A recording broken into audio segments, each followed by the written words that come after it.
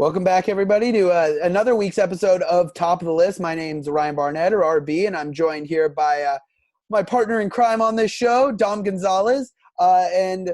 This week we already talked about the trial of the Chicago 7. Now we're going back to our Halloween focus here in the month of October, talking about the new Halloween comedy, Hubie Hubie Halloween. Halloween. Yeah, starring Adam Sandler, new Netflix original. It's about Adam Sandler, and he's Hubie, and he's riding a bike, and he throws up, and he eats a bunch of eggs, and he's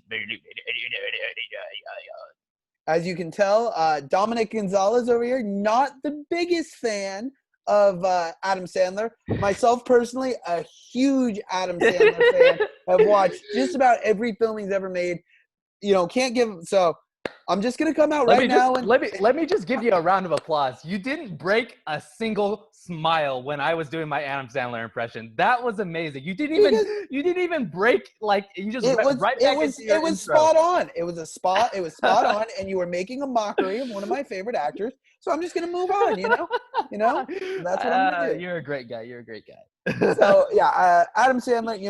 I find it hard pressed to give an Adam Sandler movie below average score, but this was definitely not one of his best.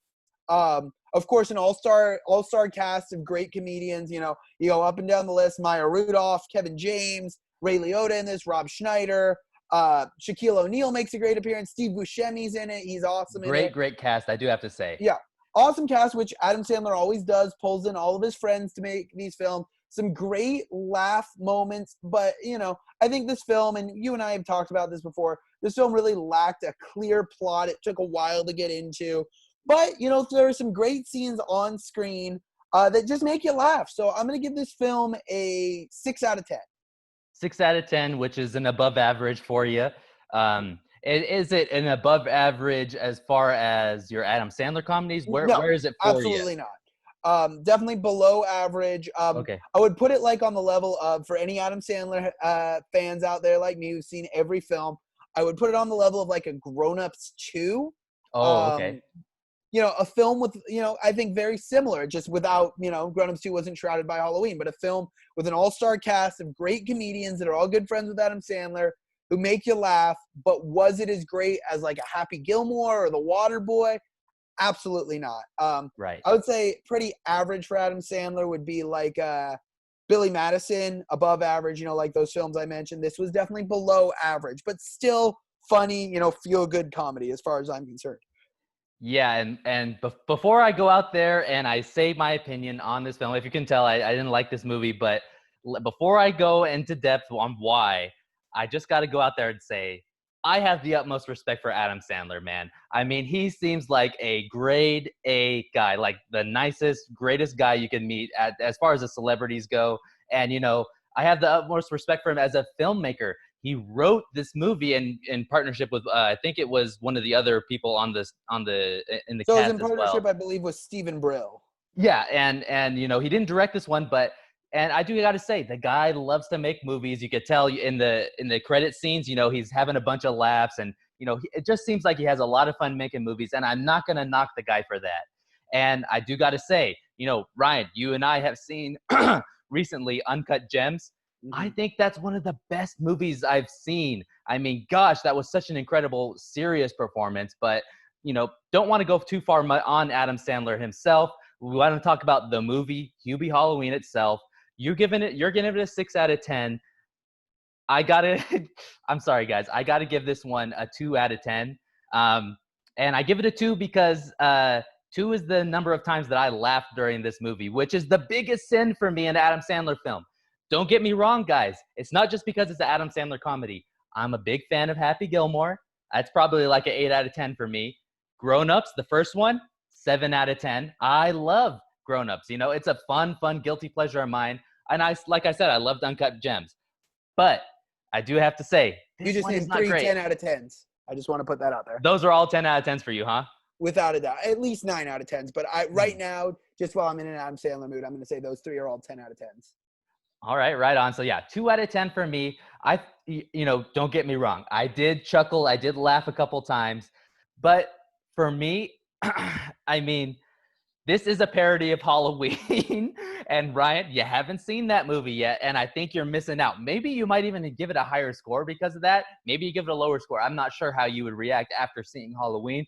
Maybe we'll touch on that in our Halloween review coming at the end of the month. But 2 out of 10 for me. I don't want to trash on this movie too much. You talk about the movie for what you liked about it, Ryan. No, like I said, there are just, we've talked about other films and breaking them down more as a group of small vignettes rather than, an actual great story. And that's what I would put this. There are some great comedic scenes in this film. I love the running bit with the, first of all, spoilers again. I love the running bit with the, what is it? The thermos. That he opens it up. It's a flashlight. Swiss Army thermos. Yes, love that. It's got the tether on it, and he's using it to like swing on trees. I think that's hilarious. I love, the performance of Maya Rudolph and Tim Meadows. I think their whole bit is hilarious. That they just live for screwing with this guy Hubie, and Tim Meadows clearly sort of a sex deprived husband, and Maya Rudolph is just not taking it as sort of the alpha in the relationship. I think that's hilarious. I love the sort of red herring plot line with Steve Buscemi and Rob Schneider. We don't see much of Rob Schneider, but Steve Buscemi is the crazy man who Hubie thinks is a werewolf. And, Kenan Thompson, finally, he's like 45 minutes after they're all trying to figure out if this guy's like, oh yeah, they've been at the station for like 45 minutes. Like I said, I think there's some great comedic scenes in this film. You can't put it all together and make a great film, but if these were all like different, let's use Saturday Night Live, and actually the writer who wrote on this with Adam Sandler is a writer on Saturday Night Live. If these were all a bunch of different Saturday Night Live skits, they'd all be hilarious. Put them all together in a featured film, though, I don't know that it was great. Okay, so I think I kind of want to talk about the negatives for me. Okay, yeah, go right ahead. And there were negatives for this film. I'm not gonna bash you and say you're wrong. Like I said, I'm definitely in bias here as a huge Adam Sandler fan. I won't give an Adam Sandler film below a 5 out of 10. And I don't want to bash on this one too much, but maybe I shouldn't even say that because of what I'm about to say. But I think this movie is actually disrespectful in a lot of different ways. Borderline racist in a couple scenes, actually. It's disrespectful not only just because of Adam Sandler's performance. Number one, my biggest problem with Adam Sandler's performance in this movie, it's hard to understand what he says. Guys, I have a sound system. I have a sound bar with a subwoofer, a clear dialogue, and a beautiful TV. That's one thing I do have to say positive in this movie. Looks great. It's in 4K. It's in Dolby Vision HDR. This movie looks really good. The colors are great. The cameras they used are digital cameras. Really, really good camera work in this movie. But I gotta say, Adam Sandler's performance. I don't go for making fun of people that are mentally disabled, and in this movie, he is very clearly supposed to be mentally disabled, or I don't know what the correct terminology is. Maybe you can help me out there. But people are basically abusing a mentally handicapped person in this movie, which I think is wrong. I don't think they should be depicting that at all. Very fair point. I definitely agree. He sort of reprises his role as Bobby Boucher in The Waterboy, which made sense in The Waterboy as, sort of he was playing this southern, sheltered 30-year-old man. But now it didn't really make sense in this film because he even has sort of the French Creole last name, Hubie Dubois. But it didn't really make sense because he said, oh, my family's been in Salem, Massachusetts for 400 years. It's exactly. Like, okay, you're in Massachusetts. Why are you reprising this role of sort of this mumbling Southern idiot? I don't know. I didn't like Kevin James is my friend, and he's in this movie. Have you ever seen Office Space? No. Okay, very reminiscent to a character in Office Space, and that's immediately what I said to Caitlin when we were watching this together. Was it reminded me of this character in Office Space. I'm not remembering his name right now. But, and that character, too, he's sort of this pathetic guy that everyone abuses in the office. And he talks like that. No one understands. They took my stapler and I would like my stapler back. And you moved my desk 3 times or, sort of like that. And he's very in the vein of that. But can I say a couple more things? Yeah, go right ahead. So just on the note of Adam Sandler, there's a lot of scenes in this movie that are borderline unsettling and so awkward that I felt really bad watching it because, like, namely the cafeteria sequence when he goes to the kids' cafeteria and he walks out in a sheet that has pee stains on it. Yeah. And I was just like, oh my God, that is Once just again- messed up. And then, like, all the kids are just dead silent when he's giving his speech. You know how unsettling that was? I mean, what do you That is think? once again paying homage to the Waterboy, which you Oh, haven't okay. seen. Okay, yeah. But yeah, that's once again paying homage to that he a lot of this film paid homage to the Waterboy. Interestingly enough, like his girlfriend here is Valerie Valentine or something like that. And Which doesn't make sense to me. Why? I mean, not that like I could fully admit, like, you know, someone could fall in love for someone for those reasons, but her acting was so terrible in this movie. It just seemed Do you like know she who was that just is? his stalker. Do you know who that is? Who is that? That's Julie Bowen, who was his love interest in Happy Gilmore. It's the first time they've been on screen together since then. Really? Okay. Yeah. I haven't seen Happy Gilmore since I was a kid. Oh, okay. Yeah. Yeah, this was their first time reuniting on screen, and I like that. You know, once again, there was a lot of, and this happens in every Adam Sandler movie because it's the same cast of characters, a lot of paying homage to other movies. I'll give the example of The Waterboy. You know, he brings his girlfriend, who is Vicky Valancourt, so very similar name as well, back home to meet his mom, and his mom's like trying to embarrass him, and she says, "Oh, you know, look at his sheets, and his sheets are hanging up, and they're covered in pee stains." You know, that she's Maybe. So you're saying this movie's like an inside joke for Adam Sandler fans? Is that I think what it is? every Maybe I Adam didn't connect Sandler with that. movie, every Adam Sandler, Kevin James, you know, the grown-up cast, and they're in a lot of things together, have a lot of those inside jokes. Oh, okay. And then let me just touch on a few things. You know, I can't just drop the borderline racist comment without explaining myself. Yeah, go right ahead. You said racist, but then you didn't explain that. The two African-American farmers in this film, you know, they Yes. talk about the pig that was eaten. Completely unnecessary. Yeah, they're unnecessary to the plot. I mean, except for the fact, you know, they even And brush it very- off at the end. Yeah, very, very, you know, And I'm thinking, I'm racist watching this. raunchy comedy. I understand Yeah. what you're saying. Yeah. Yeah, definitely for me, hit me the wrong way. But you know, PG-13 movie, but it seems like they're aiming for a younger audience at sometimes. But then again, they have a lot of sex jokes, like you said. Maya Rudolph's character makes a lot of sex jokes, and what's her husband's? Tim Meadows. Tim Meadows. He's, you know, sucking on the fingers on his costume, which I did think was kind of funny. But it was kind of weird too. It's like, well, what if you have kids here watching this movie with you? You wouldn't want them seeing that. And plus, you go to the teen party and you see these freaking teenagers dumping 2 bottles of whiskey in the punch. Like, really, you want to see teenagers? You know, you want teenagers watching that? I don't know. Maybe it's just me overreacting. What do you think? I don't know. I think at least with that, you know, the first portion, I mean, it's an Adam Sandler movie. I think you give it the PG-13 rating. There was nothing there needing an R rating, and it's not a PG rating. And, you know, I'm sure it was there for sexual content and for drinking, illicit use of alcohol. But, you know, I don't think it should have been an R-rated movie. I've got no problem with that. I think You're right. it painted a picture of the real world. I hate to say it, but Halloween, especially, you know, it was a senior party. They were freshmen who were there. Yeah. I mean, that's pretty standard. I mean, you can and I see were that. both seniors in high school and went to Halloween parties. It's not Let like me take back my words on that. Sorry, guys. Made a huge boner there, guys. I You like that one, Ryan? did. That was all for you, man. That was all for Yeah. you. I'm glad that proves to me that you actually watched and paid attention to this film. So thank you. And, you know, if I were to look at this film as I would normally look at a film, the biggest disappointment for me on this film was the fact that they didn't go the full way and make a full parody of Halloween. I think that at the beginning, with the guy breaking out of the mental institution, and then, you know, Kevin James gets the call saying there's a guy come on the loose. You need to shut down everything that's going on Halloween. He's coming back to his hometown.